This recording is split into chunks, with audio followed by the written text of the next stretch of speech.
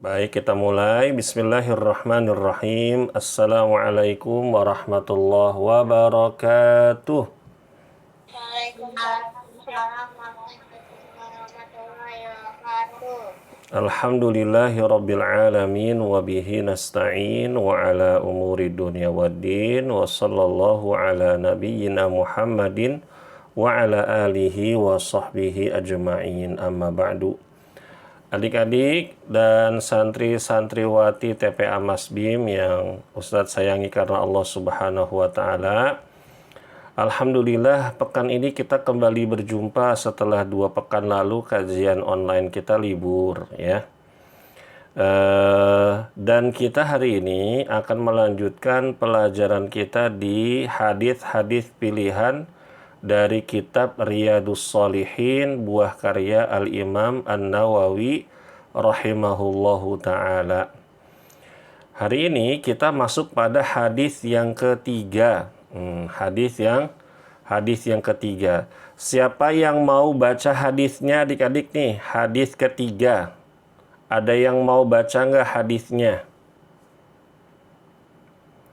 Siapa yang mau baca hadis yang ketiga ini? Nggak ada yang mau baca? Ya sudah, Kak Vicky yang bacain ya. Hadis yang ketiga dari Abu Musa Abdullah bin Qais al-Ash'ari atau Abu Musa al-Ash'ari, dia berkata, Rasulullah Shallallahu Alaihi Wasallam pernah ditanya tentang seorang laki-laki yang berperang karena dorongan keberanian, berperang karena fanatisme, dan berperang karena riya. Manakah di antara niat tersebut yang termasuk jihad di jalan Allah? Maka Rasulullah Shallallahu Alaihi Wasallam menjawab, barang siapa yang berperang untuk meninggikan kalimat Allah, maka dia berada di jalan Allah. Hadis riwayat Bukhari. Nah, ini Kak Vicky jelasin dulu ya. Maksudnya dari berperang karena dorongan keberanian itu adalah berperang karena ingin sok jago adik-adik. Ya. Dia ingin menampakkan kelihayannya, kepandaiannya dalam berperang. Ada juga yang berperang karena fanatisme. Nah, fanatisme itu adalah misalkan ya karena sama-sama orang Indonesia misalkan. Ya, sama-sama orang Indonesia, sama-sama dari suku Jawa, suku Sunda, atau suku-suku tertentu. Nah, ini namanya berperang karena fanatisme. Lalu berperang karena riya. Nah, berperang karena riya itu ingin dipuji orang. Ya, dia ingin berperang di jalan Allah karena ingin dipuji hebat, dipuji jago, dipuji berani. Nah, lalu Rasulullah Shallallahu Alaihi Wasallam menjawab, barang siapa yang berperang untuk meninggikan kalimat Allah, maksudnya adalah kalau dia berperangnya ikhlas karena Allah, maka dia berada di jalan Allah. Nah, ini maksud dari hadis ini ya adik-adik ya. Jadi kalau ada orang perang, itu bukan berarti orang itu perangnya karena Allah semata. Ada di antara mereka yang mereka tuh berperang karena ingin sok jago. Ada yang seperti itu. Ya. Ada yang ingin membela sukunya aja. Ya. Ada yang ingin membela semata-mata negaranya saja. Atau berperang karena ingin dipuji. Ya. Nah, ini tidak termasuk dari amalan-amalan yang ikhlas. Dan ini keliru. Ya, adik-adik ya. Dan adik-adik rahimakumullah, harus kalian ketahui, harus kita ketahui bahwa ibadah terpuncak. Jadi kalau ibadah itu kan ada sholat, ada puasa, ada zakat. Nah, yang paling puncak itu adik-adik adalah jihad, perang di jalan Allah. Ini yang paling puncak. Ya. Baik, kita ambil pelajaran dari hadis ini. Yang pertama, jihad adalah ibadah yang sangat besar pahalanya di sisi Allah Subhanahu wa Ta'ala. Sampai-sampai orang yang berjihad disebut dengan mujahid. Dan orang-orang yang wafat saat berjihad disebut syahid. Tuh adik-adik, ya. Orang yang berperang di jalan Allah disebutnya apa tadi? Mujahid. Ya, disebutnya mujahid. Orang yang wafat berperang karena Allah atau di jalan Allah atau berjihad di jalan Allah disebut dengan syahid. Ya, dan ini gelar-gelar yang mulia, gelar-gelar yang tinggi di dalam agama kita. Nggak boleh sembarangan orang memberikan gelar ini kepada orang lain, nggak boleh. Ya. Kemudian, yang kedua, mujahid atau orang yang berperang di jalan Allah, ketika hidup maka Allah akan muliakan dia. Misalkan ya adik-adik, ada orang berperang ikhlas karena Allah. Ya. Misalkan ada sebuah negara Islam diserang sama orang negara kafir, lalu dia berperang. Dia berperang karena Allah Subhanahu wa Ta'ala, bukan karena yang lain. Karena ingin meninggikan kalimat la ilaha illallah, berperang di jalan Allah. Lalu menang peperangan tersebut dan dia masih hidup. Maka kata para ulama, Allah Subhanahu wa Ta'ala akan meninggikan derajat dia. Ya. Buktinya apa? Dia diberi gelar dengan mujahid. Orang yang berjihad di jalan Allah. Dan ketika wafat, adik-adik, maka tidak ada balasan yang setimpal kecuali surga Firdaus. Surga Firdaus itu adalah surga yang paling tinggi. Surga yang paling bagus, adik-adik. Ya. Jadi kalau misalkan orang yang berperang di jalan Allah cuma mendapatkan dua hal selama dia ikhlas. Hidupnya mulia, ya, dan dimuliakan oleh Allah. Lalu ketika dia wafat, maka Allah akan ganjar dia dengan surga Firdaus. Nah, gitu adik-adik rahimakumullah, ya. Tetapi jihad ini, adik-adik, berperang di jalan Allah ini bukanlah perkara sembarangan. Ya, nggak boleh misalkan ada orang-orang kafir lagi jalan-jalan di Indonesia, orang-orang bule gitu adik-adik lagi jalan-jalan di Indonesia, terus kita perangi, kita musuhi dia, nggak boleh. Ya. Assalamualaikum. Waalaikumsalam Asia. Nggak boleh seperti itu. Assalamualaikum. Waalaikumsalam. Itu namanya tidak mencerminkan akhlak Islam, ya. Kemudian yang ketiga, saat berjihad, orang-orang memiliki niat yang berbeda-beda. Ada yang ingin dapat pujian, ada yang ingin mendapatkan harta dunia, dan ada yang karena ingin membela suku atau keluarganya semata. Apabila demikian, maka jihadnya tidak berpahala. Yang dia dapatkan hanya apa yang dia derita dan dia harapkan. Tuh adik-adik ya. Orang jihad, ya, dia mengharapkan pujian, maka Allah akan berikan. Ya, dia akan dipuji, dia akan dielu-elukan, dia akan ditinggikan oleh manusia.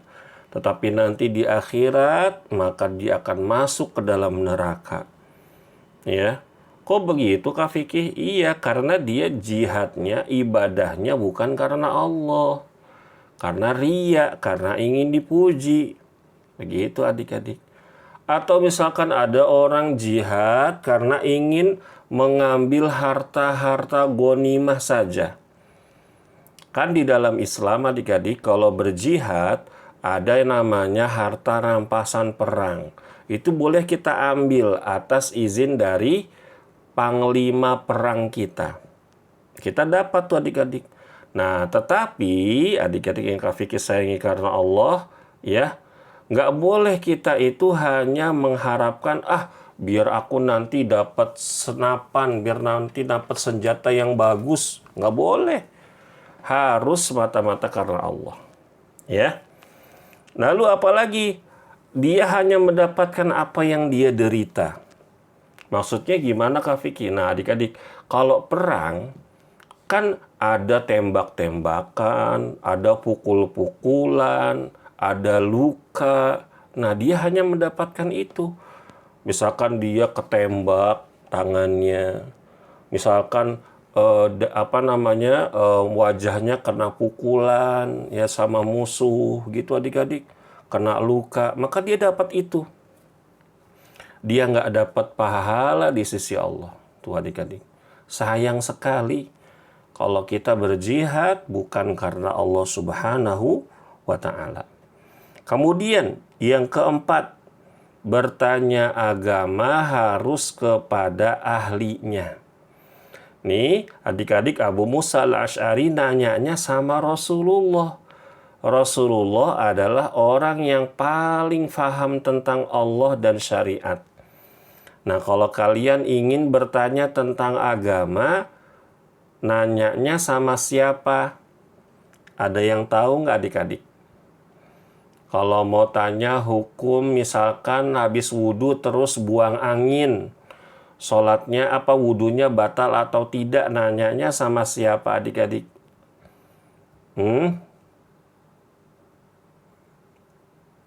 Nanyanya sama AI? Bukan ya, nanyanya sama Ustadz. Atau misalkan orang tua kita yang punya ilmu, boleh kita tanyakan. Begitu ya, nggak boleh kita bertanya sama AI. Nah, kemarin adik-adik ada cerita, ya, ada kejadian. Jadi anak-anak sekarang itu suka curhat sama AI. Mereka download, ada aplikasi namanya ChatGPT, terus atau aplikasi AI yang lain, terus diajak ngobrol AI-nya. Ditanya-tanya AI-nya, ya kalau tanya-tanya tentang dunia, silakan ya adik-adik ya. Tapi kalau tentang agama tidak boleh. Apalagi kita membiasakan diri curhat sama AI, nggak boleh. Kalau mau curhat sama orang tua, ya, tidak boleh sama sembarangan orang. Berikutnya, yang kelima, berjihad di jalan Allah tidak mesti berperang. Tuh adik-adik, berjihad di jalan Allah tidak mesti berperang, namun bisa dengan berdakwah atau mengajak orang-orang berbuat baik dan mencegah orang-orang dari perbuatan mungkar. Adik-adik ya, misalkan ada ustadz, dia ceramah, dia ngajarin orang untuk berbuat baik, untuk meninggalkan keburukan, itu sama saja dia berjihad di jalan Allah. Ya adik-adik, begitu. Kalau misalkan nggak jadi ustadz, tapi jadi orang, misalkan jadi polisi yang jujur, dia menegakkan kebenaran, ya, lalu apalagi menumpas kejahatan, maka ini termasuk dia berjihad di jalan Allah. Ya. Seperti itu adik-adik rahimakumullah. Nah, berikutnya yang keenam, bahkan para ulama mengatakan menuntut ilmu agama termasuk jihad.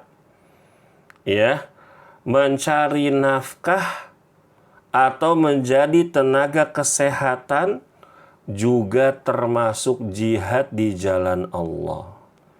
Tuh adik-adik, ayah kalian atau ibu kalian yang keluar mencari nafkah, jualan, buat sekolah kalian, buat pendidikan kalian, buat makan kalian, buat kasih uang jajan kalian, ya, kasih tempat tinggal, itu mereka sedang berjihad di jalan Allah. Mereka sedang berjuang di jalan Allah. Makanya kalau ayah pulang kerja, ya, Abi pulang kerja jangan malah dibikin pusing. Baru ayahnya pulang kerja, udah dimintain ini, dimintain itu, udah apalagi udah digangguin. Harusnya apa? Kalau ayah pulang kerja, dibantuin Umi melayani ayah. Misalkan ayahnya mau dibuatin minum, kita buatin minum. Mau dipijitin, dipijitin. Begitu adik-adik harusnya. Ya. Baik. Lalu menjadi tenaga kesehatan. Adik-adik tahu nggak siapa aja yang bekerja menjadi tenaga kesehatan? Siapa yang tahu? Yang bekerja menjadi tenaga kesehatan apa namanya? Dokter. Dokter. Terus apa lagi? Dokter. Selain dokter apa lagi? Ayo. Perawat. Perawat. Pinter Zaki. Apa lagi? Ayo ada lagi nih. Bidan. Bidan. Masya Allah. Hewan. Dokter hewan. Hewan. Dokter hewan bisa. Kalau misalkan dokter hewannya apa adik-adik? Merawat kuda-kuda perang. Merawat unta-unta perang. Boleh tuh, bisa tuh ya. Ide yang bagus. Ya. Tapi Kak Vicky sekarang kan kudanya kuda besi. Wah, berarti kalau gitu tukang bengkel juga bisa. Tukang bengkel. Enggak ya adik-adik ya. Nah tadi ya, dokter, bidan, terus perawat, itu bagian dari orang-orang yang berjihad karena berjihad di jalan Allah, ya. Seperti itu. Nah, yang terakhir dari pelajaran hadis ini adalah meninggikan kalimat Allah itu adalah menyebarkan tauhid dan memberantas kesyirikan juga kemungkaran, ya. Adik-adik rahimakumullah ya. Apa? Memberantas kesyirikan dan juga kemungkaran. Tapi dengan cara yang hikmah, dengan cara yang berakhlak mulia, dengan ilmu, bukan dengan apa? Asal-asalan. Ya. Begitu adik-adik rahimakumullah ya. Berikutnya hadis yang keempat. Siapa yang mau baca adik-adik hadis keempat nih? Ada yang mau baca nggak hadis keempat? Silakan, siapa? Akasya, Kak. Siapa namanya? Akasya. Akasha, silakan dibaca. Hadis 4. Ya. Dari Abu Bakar. Dari Abu Bakroh, bukan Bakarna. Abu Bakroh. Dari Abu Bakar Nufai bin Al-Haris As-Saqafi. atas Toski bahwa Muhammad bersabda, jika ada dua orang muslim yang saling membunuh, maka yang membunuh dan yang dibunuh masuk neraka. Dan aku Pun bertanya, dan aku pun bertanya,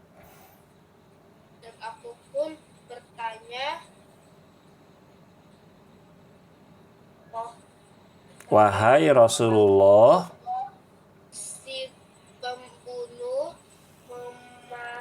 memang pantas masuk neraka. Namun mengapa orang yang terbunuh juga masuk neraka? Beliau menjawab, karena sebenarnya dia juga sangat ingin untuk membunuh sahabatnya. Hadis riwayat Bukhari dan Muslim. Jazakallahu khairan ya. Dinonaktifkan lagi mikrofonnya. Iya, barakallahu fiik. Nah, adik-adik rahimakumullah, dari Abu Bakrah Nufai bin Al-Harith Ats-Tsaqafi bahwa Nabi Muhammad bersabda, jika ada dua orang muslim yang saling membunuh, di adik-adik ya, maka yang membunuh dan yang dibunuh masuk neraka. Dan aku pun bertanya, wahai Rasulullah, si pembunuh memang masuk neraka atau pantas masuk neraka? Namun, mengapa orang yang terbunuh juga masuk neraka? Beliau menjawab, karena sebenarnya dia juga sangat ingin membunuh sahabatnya. Nah, adik-adik, ini pelajaran penting sekali buat kita nih, ya. Yang pertama, nih kalian harus hafalkan. Pelajaran hadisnya yang pertama, membunuh, berkelahi, atau bertikai, hukumnya haram di dalam Islam, kecuali atas perintah Allah. Ya, gitu ya. Kak Vicky ulangi lagi, membunuh, berkelahi, atau bertikai hukumnya haram di dalam Islam kecuali atas perintah Allah. Kak Vicky, tapi kalau aku dibully gimana Kak Vicky? Akunya dibully, aku dipukul-pukulin, aku boleh nggak membela diri? Boleh. Ya adik-adik, boleh kita membela diri. Ya, nggak boleh kita diam. Dibully di masjid. Hanif dibully di masjid, Hanif. Kalau Hanif nggak bisa melawan, laporin sama ayah ya. Bilang sama ayah, ayah tadi aku dibully di masjid. Gitu ya. Tapi kita harus berani, ya. Harus berani, nggak boleh kita diem kalau kita dibully. Seorang muslim, seorang muslimah, kata Rasulullah harus kuat, ya. Ya begitu. Tapi adik-adik, kalau berlebihan nggak boleh. Misalkan temennya lagi main asik-asik terus diajak berantem, nggak boleh, ya. Apalagi sampai bikin teman kita nangis, nggak boleh adik-adik ya. Yang kedua, membunuh adalah dosa besar yang menyebabkan pelakunya disiksa di neraka dan waktu yang sangat lama. Adik-adik nggak boleh ya. Di dalam Islam kita membunuh hewan saja itu dosa besar adik-adik. Ya. Misalkan lagi iseng, tiba-tiba ada semut lewat terus kita matiin, nggak boleh. Kecuali hewan-hewan yang sama Rasulullah diperintahkan untuk dibunuh. Ada yang tahu adik-adik binatang apa yang dibolehkan untuk dibunuh adik-adik? Cicak, bagus sekali. Oh, tikus, betul. Ular yang hitam, ya, ular hitam. Kalajengking, tuh ya adik-adik, itu boleh dibunuh, ya. Ya. Terus tokek, betul ya. Ya, itu boleh kita bunuh. Laba-laba. Jangan Hanif, kalau laba-labanya nggak salah. Kalau laba-laba nggak boleh ya. Kecuali dia mengganggu ya Hanif ya. Kalau laba-labanya lagi gelantungan, lagi asik-asik bikin sarang. Nah. Tiba-tiba dibunuh. Ya Allah, tega sekali. Kalau diusir boleh, tapi tidak boleh kita bunuh ya adik-adik ya. Berikutnya, yang ketiga, tidak boleh ada niatan berbuat buruk untuk mencelakai orang lain. Nih adik-adik, nggak boleh kita punya niatan untuk mencelakai teman kita, baik di sekolah ataupun di rumah, atau mencelakai adik kita, kakak kita. Misalkan, ya, di sekolah, tali sepatu nih, Kak Vicky dulu waktu masih ngajar di SDIT adik-adik, ada tuh anak-anak yang jahil. Jahil banget adik-adik, sepatu teman-temannya diiketin semuanya. Jadi ketika dipakai pada jatuh, Ya Allah, nah, ini namanya niat untuk mencelakai. Ini tidak boleh di dalam Islam ya. Baik teman kita itu adalah non-muslim atau muslim, itu tidak boleh ya. Agama Islam tidak mengajarkan kita untuk berbuat buruk walaupun dia itu non-muslim ya. Agama Islam mengajarkan kita untuk berakhlak baik ya.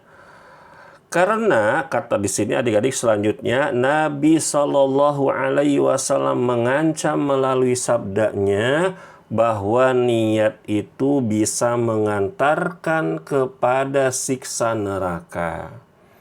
Makanya tadi di hadis yang keempat, ya adik-adik tadi sama-sama kita dengar temannya itu ya mau itu apa berarti? Ada niat mau membunuh temannya. Itu niat. Ya, niatnya niat buruk. Nah, itu tidak boleh. Ya, adik-adik rahimakumullah. Yang keempat, sebagai seorang muslim harus belajar untuk banyak bersabar dan jangan mudah marah.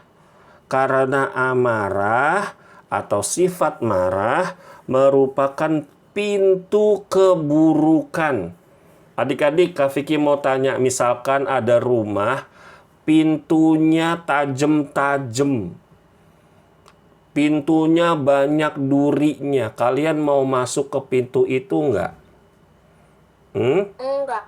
Kenapa? Kenapa Abdurrahman? Enggak. Abdurrahman kenapa enggak mau masuk? Kenapa? Nanti tangan kita sakit megang pintunya. Betul, nanti tangan kita terluka megang pintunya. Nah, ini pintu yang buruk. Sama juga adik-adik ya. Kalau kita marah, berarti kita sedang menyiapkan pintu keburukan untuk kita sendiri. Makanya Rasulullah bersabda, la taghdab walakal jannah. Apa? Janganlah kamu marah, bagimu surga. Masya Allah, jempolan buat Hanif. Hanif pinter, hebat. Abdurrahman juga bisa jawab ya. Bagus. Janganlah kamu marah, bagimu surga. Jangan suka marah-marah. Emangnya lagi sakit gigi, marah-marah. Ya adik-adik ya. Lalu kenapa kita nggak boleh marah adik-adik? Karena marah itu adalah bara api yang dimasukkan setan ke dalam hati seseorang. Kak Vicky, kalau kita marah kita harus apa? Rasulullah mengajarkan kita untuk berwudu adik-adik. Lalu kalau wudunya nggak bisa hilang, sholat. Ya, kalau habis sholat masih marah juga, duduk, jangan berdiri, duduk. Kalau masih duduk, kalau duduk masih marah juga, tiduran. Nanti bobo, nanti ketiduran lupa marahnya. Jangan malah apa? Jangan malah ngikutin bisikan setan. Ayo itu lawan, pukul, nggak boleh begitu. Orang nggak salah, ya orang temennya nggak salah kok malah mau disakitin. Kenapa? Gara-gara marah. Gitu adik-adik ya.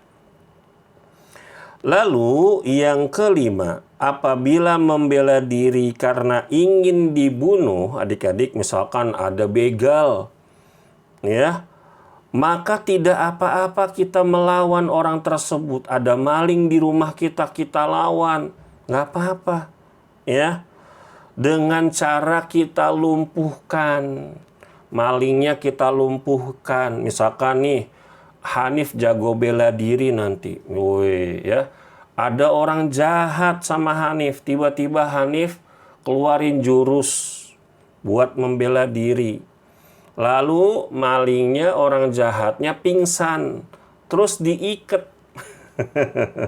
Diikat, diserahin ke polisi. Ini boleh ya. Itu adik-adik ya. Nah, Pak, kalau kantor polisinya jauh gimana? ditelepon, minta tolong sama Pak RT atau minta tolong sama warga. Lontong, lontong, lontong. Kok lontong? Tolong, tolong, gitu. Ustadz Vicky, Iya. kalau begalnya kita bunuh boleh nggak? Ya, nanti masuk penjara Abdurrahman. Ya, itu ya. Kita lumpuhkan saja, ya. Misalkan kita pukul sampai pingsan, nggak apa-apa, ya. Jangan sengaja kita bunuh. Nanti kitanya yang masuk penjara. Nah, gimana? Apa, Hanif?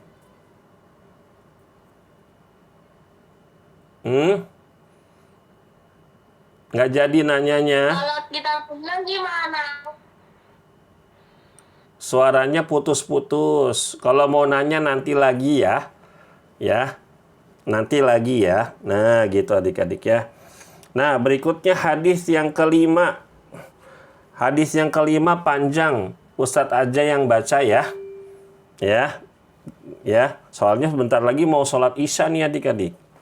Yang kelima dari Abdullah bin Abbas dari Rasulullah Shallallahu Alaihi Wasallam tentang apa yang beliau riwayatkan dari Allah Ta'ala. Sesungguhnya Allah mencatat kebaikan dan keburukan. Kemudian dia menjelaskan barang siapa meniatkan satu kebaikan, namun dia tidak berhasil mengerjakannya, maka Allah mencatatnya sebagai satu kebaikan yang sempurna di sisinya. Dan jika dia meniatkannya lalu mengerjakannya, maka Allah mencatatnya sebagai 10 kebaikan hingga 700 kali lipat. Atau kelipatan yang lebih banyak dari itu. Sedangkan jika dia meniatkan satu keburukan atau suatu keburukan, namun dia tidak jadi mengerjakannya, maka Allah mencatatnya sebagai satu kebaikan yang sempurna di sisinya. Dan jika dia meniatkannya lalu mengerjakannya, maka Allah mencatatnya sebagai satu keburukan. Hadis riwayat Bukhari dan Muslim. Adik-adik, hadis ini Masya Allah banget ya. Kalau misalkan kita nih niat mau sedekah, sedekahnya 5.000 sama ada misalkan nenek-nenek, kasihan nenek-nenek yang suka cari rongsokan gitu adik-adik ya. Ada nenek-nenek, ada ibu-ibu yang suka nyari rongsokan, kita ada uang jajan, ada uang 5.000, udah niat mau kasih, tiba-tiba nggak jadi adik-adik, karena inget, oh iya, aku kan belum izin sama Umi, sama Abi, sama ayah, sama mama, ini boleh nggak ya uangnya disedekahin? Tanya dulu Nah, gitu adik-adik. Pulang dulu, nanya dulu. Ma, Umi, ini aku mau sedekah sama itu tadi ada ibu-ibu kasihan. Ya, cari barang rongsok. Kata Umi, oh boleh, silakan sana kamu kasih. Nih Umi tambahin 10.000. Wah. Lalu dikejar tuh, balik lagi ke tempat tadi. Tiba-tiba ibunya nggak ada. Nah, kalau seperti ini adik-adik, maka tetap Allah berikan pahala. Loh adik-adik ya. Nah, kalau misalkan benar-benar amalannya atau sedekahnya itu bisa kita kasih, maka Allah lipat gandakan pahalanya. Tuh, gitu adik-adik. Nah, ini untuk niat amal kebaikan. Kalau amal buruk gimana Kak Vicky? Kalau amal buruk tadi kata Rasulullah apa? Kalau ada orang nih, kalian misalkan nih, mau jahil sama temen, nggak jadi. Kenapa? Karena takut dosa. Aku ingat, oh iya nanti aku dosa, nggak jadi ntar aku dimarahin sama Allah. Nah, karena kita nggak jadi itu melakukannya karena Allah, maka Allah catat satu kebaikan. ya adik-adik, maka Allah catat satu kebaikan. Tapi kalau misalkan niat buruknya dia kerjakan, maka dia mendapatkan satu dosa. Nah, gitu adik-adik rahimakumullah. Nah, kita ambil pelajaran hadisnya. Yang pertama, hadis yang kelima ini adalah contoh hadis qudsi. Hadis qudsi adalah firman Allah yang disampaikan melalui lisan Nabi Muhammad, dan hadis qudsi bukanlah Al-Quran. Hadis qudsi, adik-adik rahimakumullah, derajatnya ada yang palsu, ada yang lemah, dan ada yang sahih. Jadi hadis qudsi itu bukan Al-Quran, walaupun hadis qudsi itu adalah firman Allah. Berarti Kak Fikih, Al-Quran juga ada yang palsu ya? Enggak ada adik-adik. Al-Quran semuanya asli. Yang ada di dunia ini sekarang, yang ada di rumah kalian itu asli perkataan atau firman Allah Subhanahu wa Ta'ala. Lalu pelajaran yang kedua, adik-adik, niat kebaikan Allah akan catat sebagai satu kebaikan sempurna. Dan apabila dilakukan, maka Allah catat dengan 10 kebaikan hingga 700 kali lipat, bahkan lebih dari itu. Berarti adik-adik, kita harus banyak-banyak niat baik. Jangan memperbanyak niat buruk, jelek itu. Ya, harus memperbanyak niat yang baik. Kemudian yang ketiga, niat buruk yang tidak jadi dilakukan, maka Allah catat dengan satu kebaikan. Tapi jika dia kerjakan niat buruk itu, maka dia akan catat satu keburukan dan besar dosanya, tergantung jenis dosa yang dia kerjakan. Ya, misalkan niatnya mau bohong, bohongin siapa? Bohongin Umi, bohongin Abi di rumah, bohongin guru di sekolah. Nah, ini dosanya beda-beda nih adik-adik. Bohongin teman, dosanya beda sama bohongin guru. Bohongin guru, dosanya beda kalau sama bohongin orang tua. Coba Kak Fikih mau tanya adik-adik, mana yang besar dosanya? Bohongin orang tua, bohongin guru, atau bohongin teman? Orang tua. Betul Abdurrahman ya. Yang paling besar adalah bohongin orang tua. Ini dosanya besar. Ya, walaupun sama-sama bohong. Ya, adik-adik ya. Berikutnya, apabila ada orang yang berniat untuk sedekah 100.000, ternyata tidak jadi karena uangnya hilang, maka pahala niatnya tetap dicatat sempurna sebagai kebaikan. Tuh adik-adik. Berikutnya, apabila ada orang yang berniat buruk, tapi kemudian dia ingat Allah dan tidak jadi melakukannya karena takut kepada Allah, maka baginya dicatat satu kebaikan. Apabila ada yang berniat untuk mencuri di rumah orang lain, sampai-sampai dia sudah menyiapkan segala peralatan pencurian dan merencanakan pencurian, tetapi setiba di tempat banyak orang yang berjaga-jaga, kemudian pencuri tersebut enggak jadi, maka niat dia tetap dicatat sebagai keburukan. Tuh adik-adik. Ada yang tahu nggak kenapa kok tetap dicatat sebagai keburukan adik-adik? Kan dia nggak jadi melakukan pencurian. Siapa yang tahu? Ih, pinter banget. Karena dia tidak melakukannya bukan karena Allah. Dia nggak jadi melakukan dosa tersebut karena banyak orang. Ya, pinter. Barakallahu fiik. Masya Allah, Masya Allah. Lalu adik-adik, Ini penting nih, kalian hafalkan. Sampai nanti kalian jadi kakek-kakek, jadi nenek-nenek, sampai giginya ompong. Allah itu Maha Pengampun. Ya. Allah itu Maha Pemurah. Allah itu Maha Penyayang. Allah itu sangat mudah memberikan kebaikan kepada hamba-hambanya. Tuh adik-adik ya, diingat.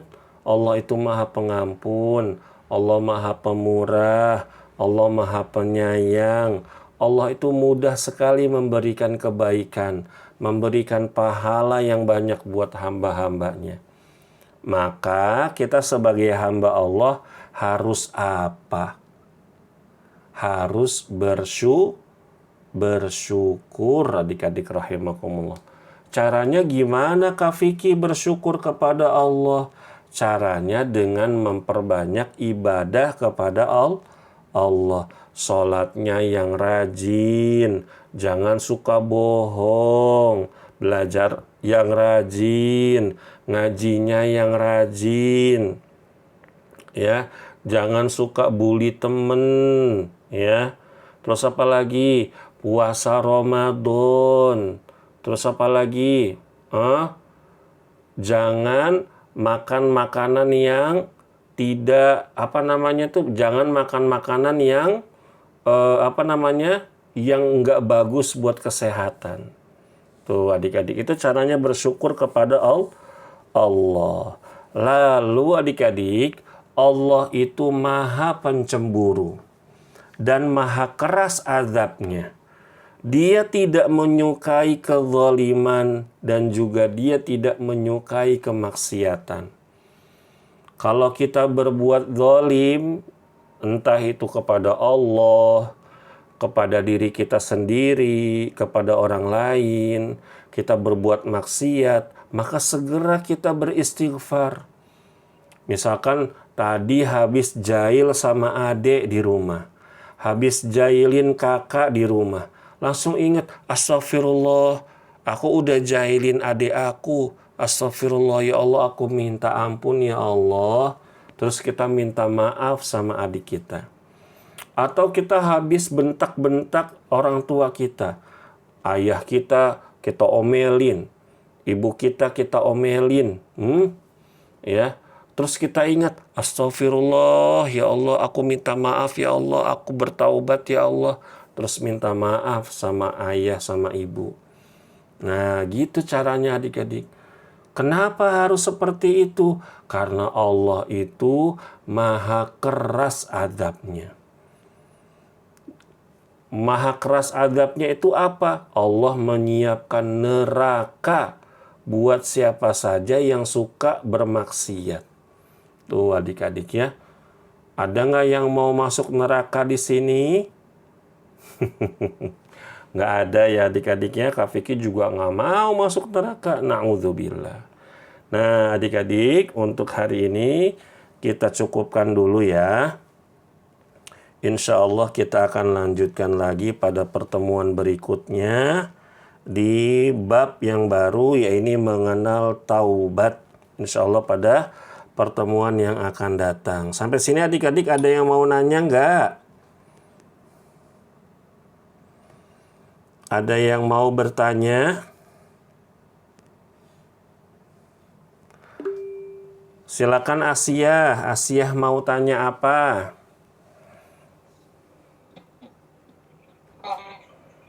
Kan di tulisan itu kan Allah Maha Pencemburu. Nah, maksudnya Allah Maha Pencemburu itu gimana? Asia bertanya, Allah itu kan punya sifat Maha Pencemburu. Pencemburunya tuh kayak gimana? Kayak Umi ke Abi ya?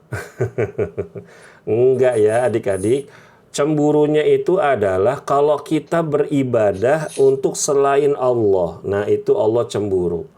Allah cemburu sama kita kalau kita maksiat sama Allah. Misalkan tadi kita nggak sholat maghrib. Allah marah tuh sama kita. Kayak gitu Asia ya. Paham Asia? Paham. Bagus. Faikah mau nanya apa Faikah? Silakan. Ada evaluasinya Kakak Fikri. Evaluasinya insya Allah ada ya Faikah ya. Baik, Alisa mau tanya apa Alisa? Kalau contohnya kita tuh lagi jalan-jalan, terus kita tuh kena begal. Nah, dia kan begalnya itu ngelawan. Kalau kita nggak sengaja ngebunuh begalnya, apakah termasuk dosa? Jawabannya tidak termasuk dosa ya karena kita tidak sengaja. Ya, begitu ya Alisa ya. Kalaupun misalkan sengaja Alisa dan adik-adik yang lain itu di dalam Islam tidak masalah. Kalau ada maling, ada begal, kita mau dibunuh, kita lawan lalu dia wafat, ya itu nggak dosa. Tapi yang jadi masalah hukum di negara kita ini, ya hukum di negara kita nggak boleh. Ya bolehnya cuma apa? Bikin dia pingsan. Kita ikat ya, kita laporkan ke polisi. Kalau misalkan kita lakukan ngebunuh, misalkan dibunuh tuh begalnya, nanti kita yang masuk penjara. Nah, begitu ya. Itulah perbedaan antara hukum manusia dengan hukum Allah. Jadi yang bagus hukum Allah apa hukum manusia adik-adik? Hukum Allah. Hukum Allah ya. Begitu. Sudah adzan, kita tutup yuk. Subhanakallahumma wa bihamdika asyhadu an la ilaha illa anta astaghfiruka wa atubu ilaik. Wassalamualaikum warahmatullahi wabarakatuh. Waalaikumsalam.